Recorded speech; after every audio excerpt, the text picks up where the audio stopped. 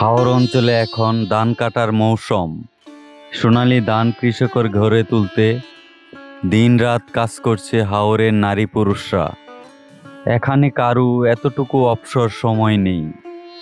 কিশোরগঞ্জ হুমায়পুরের পুরো গ্রাম ধান মারাই চলছে। ধান সিদ্ধ করা, রৌদ্রে শুকানো, এক গ্রামের নারী পুরুষরা ব্যস্ততার সময় পার করছে। বৃষ্টি আসার আগেই ধান গড়ে নিতে হবে। বন্ধুরা, আমি এখন আছি হুমায়পুর। কৃষকদের ধান মারাইয়ের ধুম লেগে গেছে এখানে। আর সকলেই ধান মারাই কাজে ব্যস্ত। এখানে ধান আর ধান, সবাই ধান সংগ্রহ করছে। আবহমান গ্রাম বাংলার কৃষি জীবন হাওর অঞ্চলে ফুটে ওঠে। কৃষক কৃষানি এখানে একত্রে কাজ করে। গ্রামের কৃষি জমি এখন শুকনো। বিশাল জায়গা জুড়ে ধান শুকানোর খোলা তৈরি করা হয়েছে। এই খোলাতেই ধান সিদ্ধ করা, রৌদ্রে শুকানো হয়ে থাকে।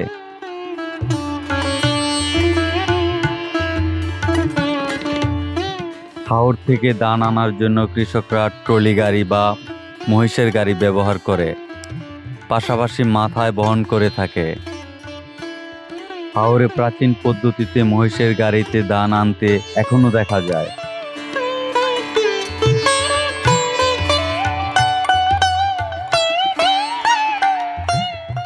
অতীতে যখন গাড়ির ব্যবস্থা ছিল না, গরু মহিষের গাড়ি দিয়ে ধান বহন করে বাড়িতে নিয়ে আসতো।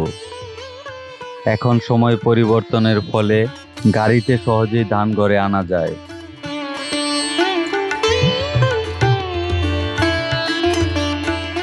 হাওরের জমিগুলো কৃষকদের বাড়ি থেকে বেশ দূরে।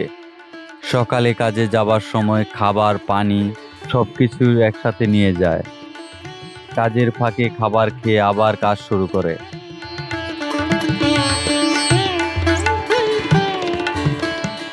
পুরো গ্রাম জুড়ে ধানের খোলা। বন্ধুরা, সামনে দেখতে পাচ্ছেন 4টি পাতিলে একত্রে ধান সেদ্ধ করা হচ্ছে। চুলোটি বেশ বড়। এই পদ্ধতিতে হাওরে ধান সিদ্ধ করা হয়।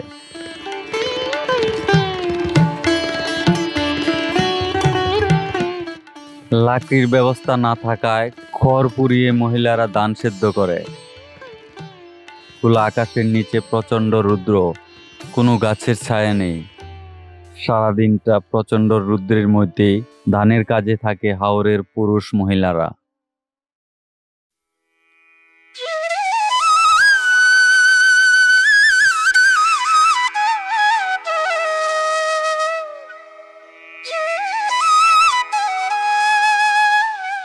কৃষক এখানে ধানের আগাছা পরিষ্কার করছে। এ কাজে কৃষানি সহযোগিতা করছে। প্রাচীন এই পদ্ধতিতে যুগ যুগ ধরে ধান পরিষ্কার করা হচ্ছে।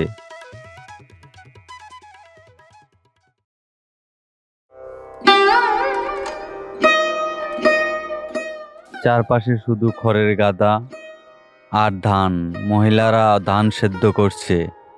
মাঝে মধ্যে ছোট ছোট ঘর। এখানে ধানগুলো রৌদ্রে শুকিয়ে বস্তায় ভর্তি করছে। একটি পরিবারের বছরে যতগুলো ধান লাগে তা সেদ্ধ করে চাউল তৈরি করে অবশিষ্ট ধান পাইকারদের কাছে বিক্রয় করে দেয়। এই যে দাদি, রৌদ্র লাগে না? বলেন কি, আমার তো রৌদ্র লাগতেছে। দাদি খুব শক্ত আছে।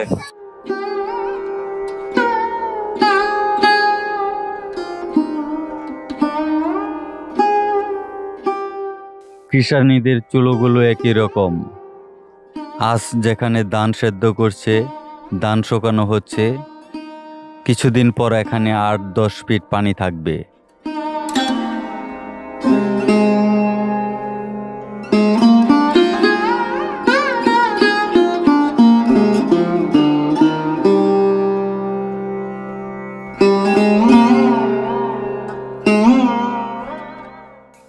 আমার সামনে দেখা যাচ্ছে নদী এবং নদীর পরে হাওর। হাওরের সবুজ প্রকৃতি।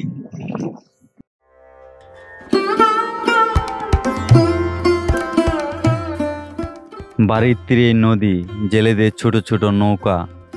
কাজ শেষে কৃষক বাড়ি ফিরে আসছে।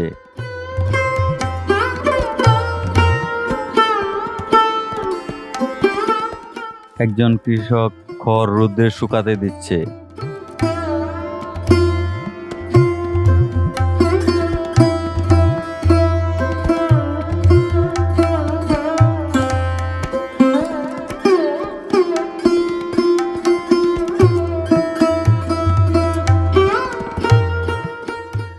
এই ধানগুলো বিক্রয় করার জন্য বস্তা ভর্তি করা হচ্ছে। এখান থেকে পাইকাররা ধান নিয়ে চাউল তৈরি করবে।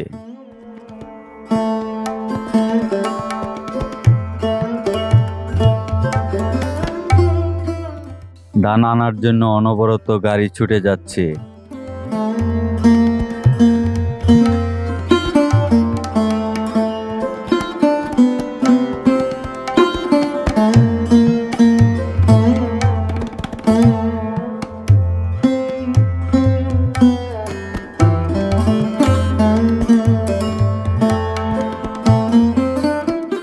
হাওরে পুরুষদের পাশাপাশি মহিলারাও অনেক পরিশ্রমী।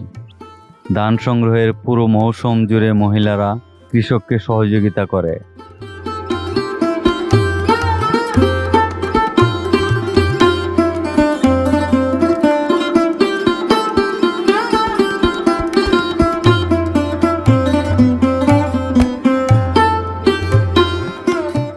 একটার পর একটা ধান সেদ্ধ পাতিল তুলছে মহিলারা। পুরো গ্রাম জুড়ে এমনই চিত্র।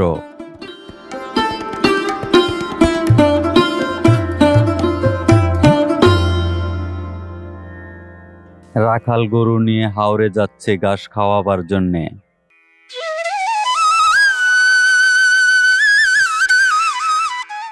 হাওর থেকে কৃষকরা ধানের বোঝা মাথায় নিয়ে আসতেছে। খড়ের বোঝা মাথায় নিয়ে আসছে কৃষক। হাওর অঞ্চলের খড় এবং কাঁচা ঘাস খেয়ে গরু মোটা তাজা হয়।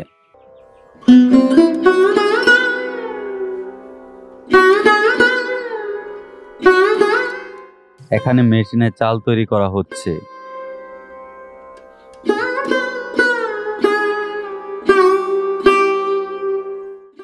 গাছপালা না থাকায় হাওরে প্রচন্ড রৌদ্রে ছাতা মাথায় দিয়ে ধান নেড়ে দিচ্ছে। দেখেন এখানে ধান সিদ্ধ করতেছে। ওই যে চাচি ধান সিদ্ধ করতেছে, দুইজন চাচি। এখানে এত রোদ, গাছপালা নেই, ছাতা টানা রাখছে। হ্যাঁ, এই রৌদ্রের মধ্যে ওনারা কষ্ট করে।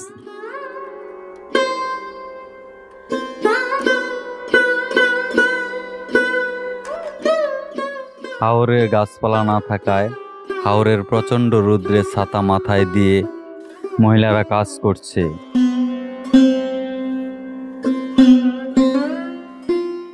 হাওর যেহেতু পানির দেশ, এখানে প্রতিটি বাড়ি বা মহল্লা বেশ উঁচুতে করা হয়। পানির আঘাতে এগুলো মাঝে মধ্যে ভেঙে যায়। প্রতিটি মহল্লায় অনেকগুলো পরিবার বসবাস করে।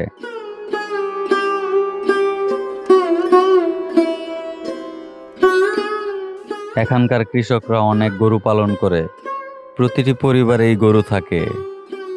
এই যে আরেকটি ছোট ঘর, এখানে থেকে ওনারা ধানগুলো রাত্রে পাহারা দেয় যাতে ধানগুলো চুরে না যায়।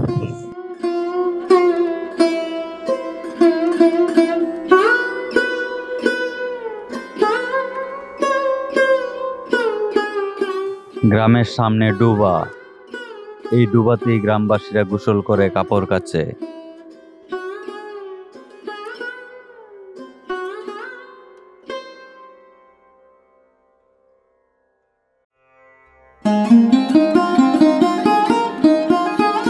এই ছোট ঘরগুলোতে রেস্ট করে।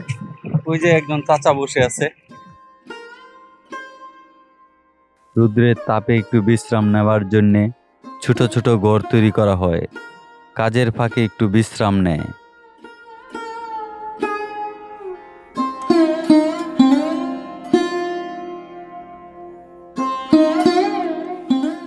প্রতিটি গ্রামে সোনালী ধান, খড় আর কৃষক কৃষানীদের ধানের কাজ। এ সময় তাদের কোনো অবসর নেই।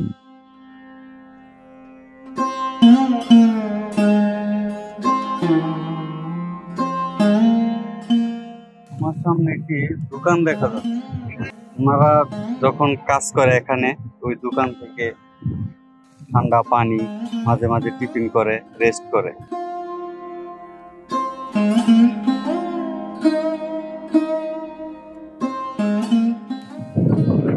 গ্রামের বাড়িগুলো দেখছেন, এই বাড়িগুলো প্রতিটি বাড়িতে এখন ধানের কাজ। তাদের এখন বেড়ানো, অন্য কোথাও যাওয়ার একবারে সময় নেই, সবাই কাজে লেগে গেছে। এখানে বেশ ঘনবসতিপূর্ণ বাড়িগুলো।